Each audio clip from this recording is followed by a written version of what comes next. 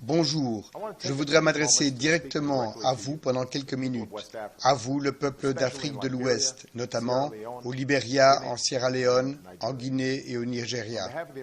Au nom du peuple américain, je veux que vous sachiez que nos prières accompagnent ceux qui ont perdu des êtres chers lors de cette terrible épidémie d'Ebola.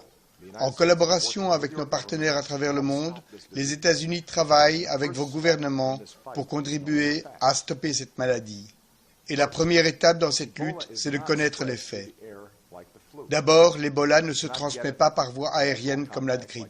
Vous ne pouvez pas l'attraper lors de contacts ordinaires, par exemple en étant assis à côté d'un passager dans un bus. Une personne n'est pas contagieuse lorsqu'elle ne présente pas de symptômes comme de la fièvre.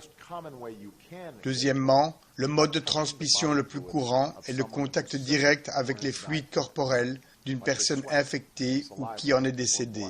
Sueur, salive ou sang par exemple, ou avec un objet contaminé comme une seringue.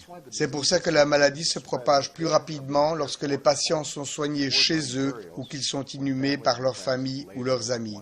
C'est pour ça que les travailleurs de la santé portent des équipements protecteurs tels que des gants et des masques. C'est pour cela que si vous vous sentez mal parce que vous avez une forte fièvre, vous devez immédiatement aller vous faire soigner.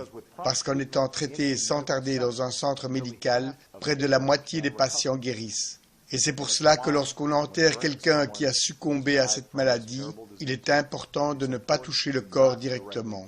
Vous pouvez respecter vos traditions et honorer vos proches sans mettre en danger les vivants. Stopper cette maladie ne sera pas facile. Mais nous savons comment le faire.